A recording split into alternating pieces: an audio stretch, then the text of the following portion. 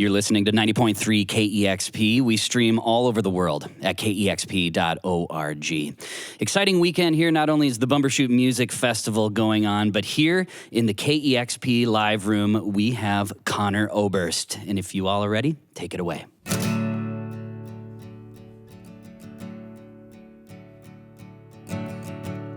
There's a dance hall there where the sick folks go, like the olden days on the Barbary Coast.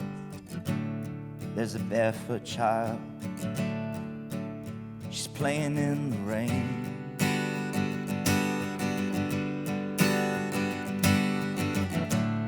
You can sell your wares, even if they're hot, in the great bazaar or the parking lot, 'cause it takes a while to know who to blame.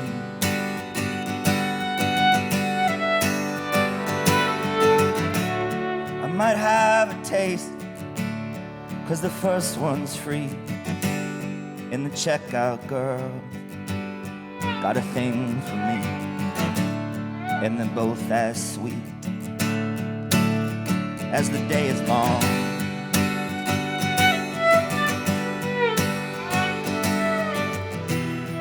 I don't wanna feel stuck, baby. I just wanna get drunk before noon.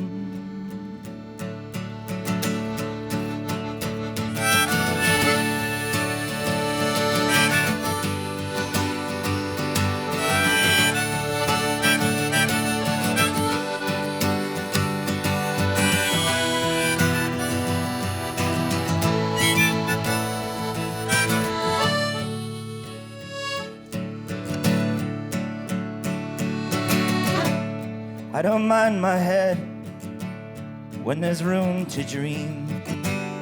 Feel like Paul Gauguin painting breadfruit trees in some far-off place where I don't belong.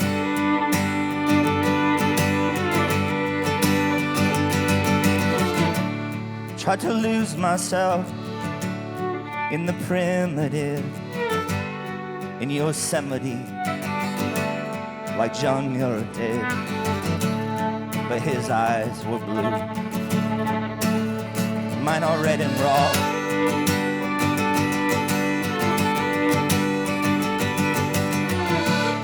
In the modern world, that's a sight to see. It's a stimulant, it's pornography. It takes all my will now not to turn it off.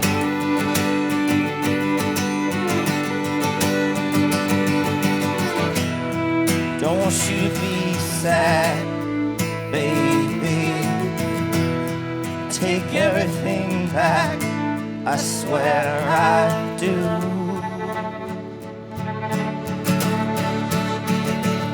Cause once all the friends I had have used me up and left, I bet you hang around, I bet you hang around a while.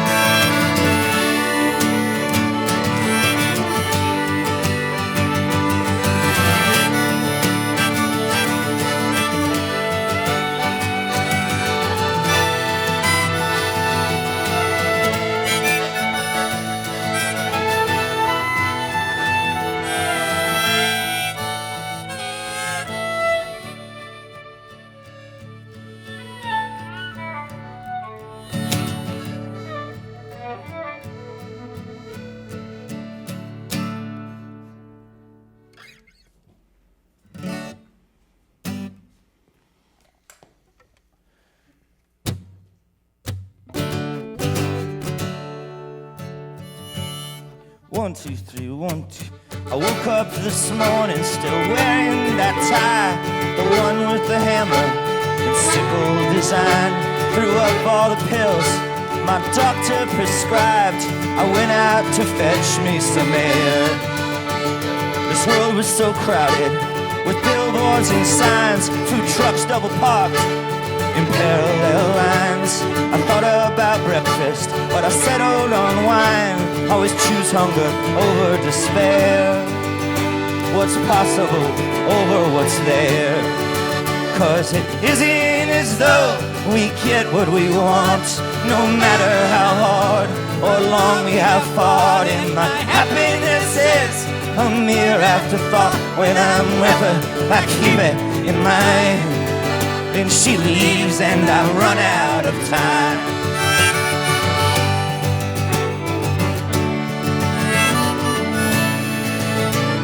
I sat down today in the high barber's chair to hear the town gossip and clean up my hair. He said she was seen on the bus station stairs with her suitcase threatening to walk. Not sure how true that was, but I'll hazard a guess. It's probably not more, it's probably not less. If that college kid bookie was accepting bets, the brackets would mostly be chalk.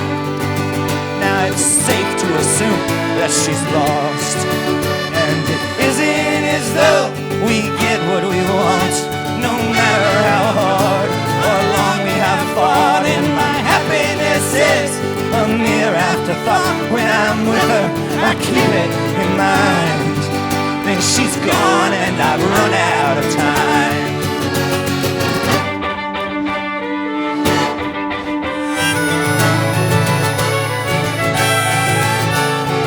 Can't be concerned with the state that I'm in at the height of the scandal. With vertigo spins, I'll take every audition till I'm there, O'Flynn. I'll bring it to life off the page, and I'll get up tomorrow still wearing that tie, the one with the skull and crossbone design. If I'm asked if I miss her, it's easy to lie in this world that's called more the same. No, I wouldn't feel proud or ashamed. And it isn't as though we get what we want, no matter how hard or long we have fought. And my happiness is a mere afterthought. When I'm with her, I keep it in mind. Then she's gone and I've run out of time.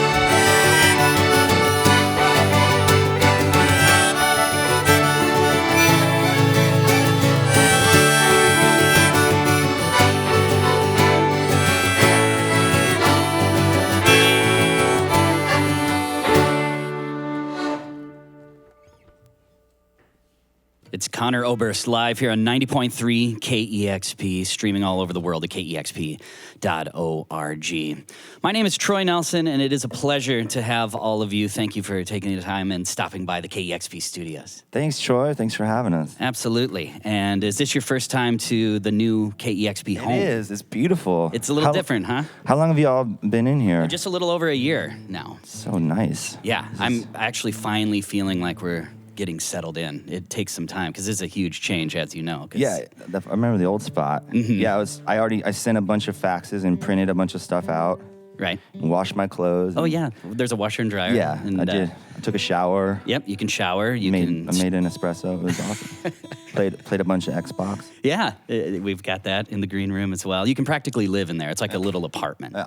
And if you guys want to, you can move in if you want. I mean, the rent is cheap. We might stay. I like this. I wouldn't mind sleeping in this room with these lights. Yeah. You can actually, our old live room it was so small, as you remember, and after a while it would get stuffy, but here you can actually like breathe, you can move around. So. Yeah, this is legit.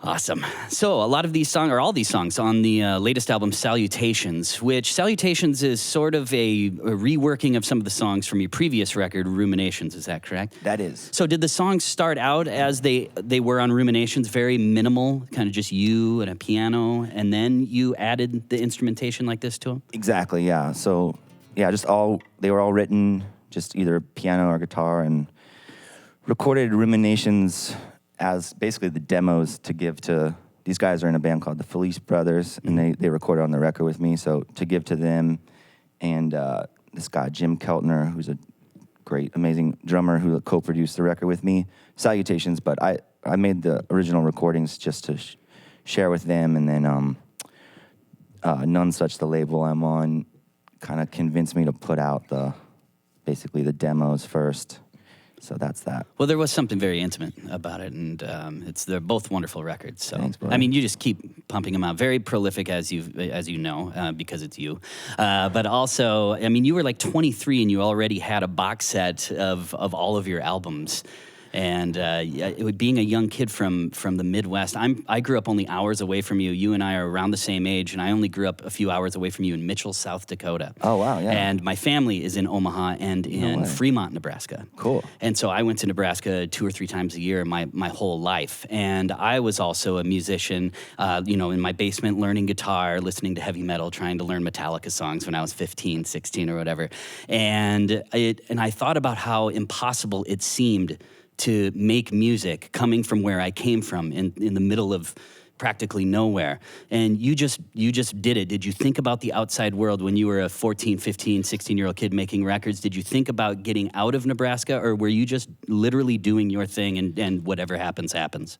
Yeah, I mean, we were lucky because it was small, but there was a music scene in town and some, kind of older bands to look up to and go see play. So there was, but yeah, it was definitely there was no concept of like, I think we ended up my friends and I starting our record label because it was like, there's no such thing as like getting signed or anything like that, so it's just, yeah, you basically just make at first it was like cassettes and then like 7 inches, eventually records, but like, make it and sell it at the there was like one cool local record store and the shows, and then, yeah, I don't know, everything kind of just went from there and ended up, everything kind of started small, like, let's go, meet some friends and like you can play a show in Chicago or something, or Lawrence, Kansas, or, Was there one thing that had happened that really kind of like, whoa, we could actually do this? Was there one instance? Was there something that was written about you? Was there a show or anything that really kind of made you feel like, wow, we're really getting this out there? Not really. I mean, it was all extremely gradual thing. I mean, I had like my band in high school, like we signed with a label, but it was like this label, Grass Records, out of New York, and like this is when I was like 15, and went and played like South by Southwest and like did a couple tours. But even then, it didn't. I don't know. The whole time, I kind of expected it to fall apart and not really be a viable occupation, right? But I guess it just kind of kept going. Yeah. Well, your brother was pretty instrumental too in getting your music out there, right? Yeah, both my brothers. My oldest brother taught me how to play guitar and played in bands and stuff like that. And then my middle brother and I and another friend of ours kind of started the label that became Saddle Creek. Mm-hmm. Yeah. I remember the first label, too, because I was one of those kids that thought, well, you have to send your demos out there and get signed. And I would make these little demos, and I would send them to any label that I thought was close by. And I remember sending one to Lumberjack Records. Oh, wow. And I actually got a letter back. Nice. Yes, and it was like, well, we're kind of just doing our own records right now. That's incredible. Yeah, I still have it. I wish that I could have brought it. It's at my parents' place in South Dakota, but it was a handwritten letter. I don't know if it was from your brother or whoever it might have been, but I have it, Lumberjack Records. That's so cool. Yeah, it's crazy. But thank you once again, Conor, for stopping by. Very nice to finally meet you. Yeah, absolutely. Nice meeting you. Yes, and so a couple more. I know that I and the listeners would love to hear it. Yeah, I'm going to grab this capo real quick. Yep, grabbing a capo and going to launch into a couple more songs here. Conor Oberst live here on 90.3 KEXP, Seattle.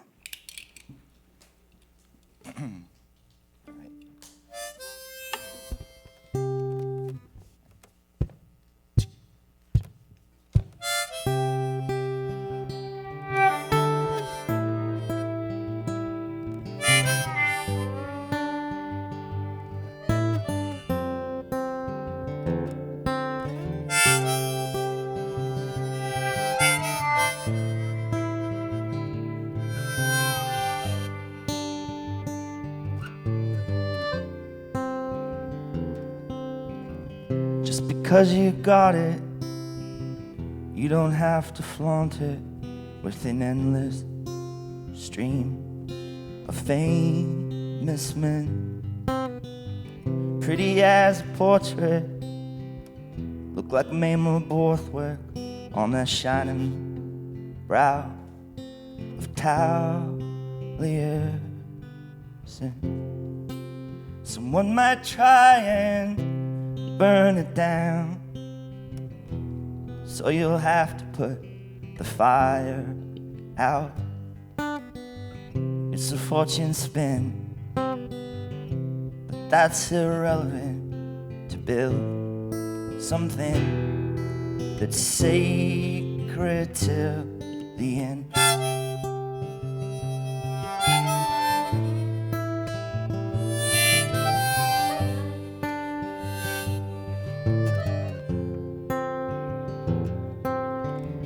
It costs $20 to visit Falling Water. It's a perfect house where no one lives. Maybe someone once did, but they got evicted by a busload full of greedy tourists. And it would take a time machine to fulfill all of my fantasies in a hidden dream. Well, that can be embarrassing, and the only thing that's sacred till the end.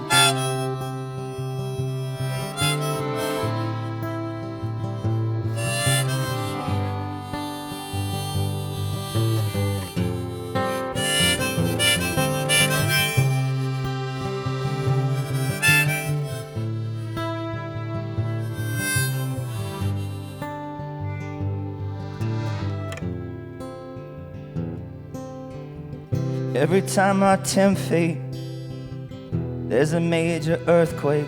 Heard the people screaming as the ceiling fell. Every building damaged, only one left standing. It was Frank Lloyd Wright's Imperial Hotel. A rumination in my mind, winding like the ramp at the Guggenheim. No, I'm not there yet, but I'm feeling confident to build something that's sacred till the end.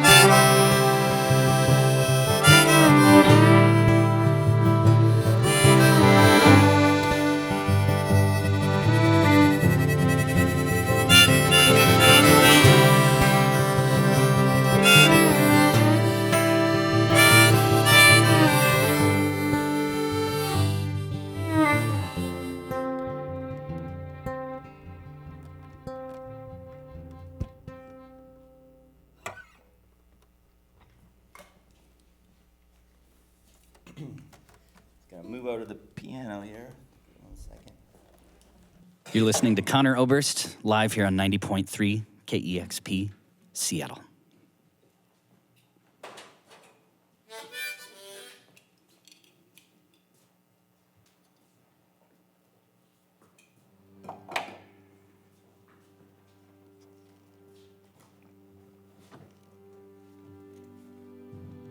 Check. All right. Well, rise and shine, get out of bed, get ready for the day. Get a coffee from the deli, walk the riverbank. Be careful with your headphones on when you cross the FDR. You don't want to be a casualty before you make it to the bar. And hide your shakes, your worried face, just sit down in the back. All your friends got here ahead of you, and night is falling fast. Oh, you don't want to say it, so you're thinking it out loud. Some things we lost are never to be found. But if you're gonna talk like that, at least buy another round. We can keep drinking till St. Dymphna kicks us out.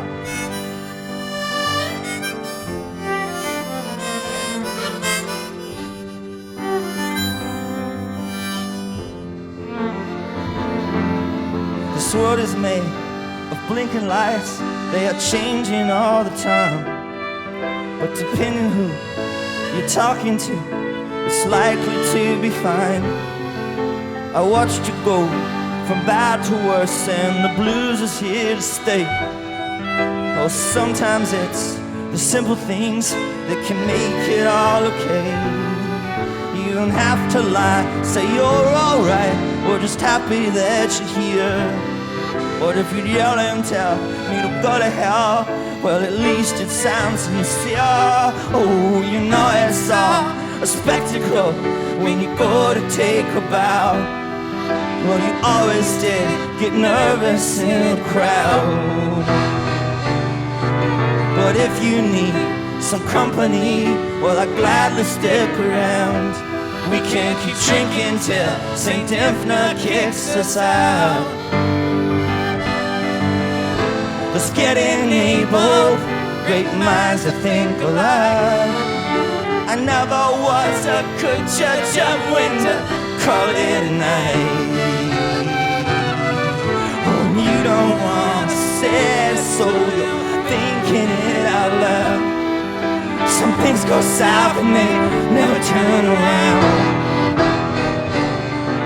But if you want a confidant, I never let you down. We can keep drinking till St. Dymphna kicks us out. We can keep drinking till St. Dymphna kicks us out.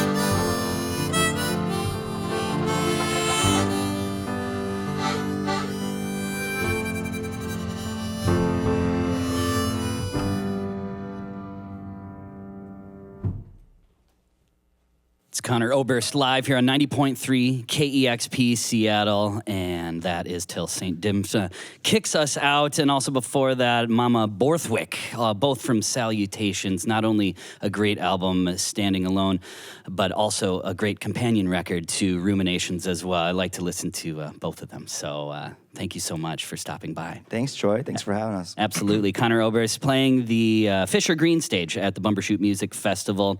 That is happening tonight, and then tomorrow for all of our listeners in Portland, playing the Oregon Zoo Amphitheater. And wonderful, wonderful set. So thank you so much. Thanks a lot. All right. That was Conor Oberst live here on 90.3 KEXP Seattle.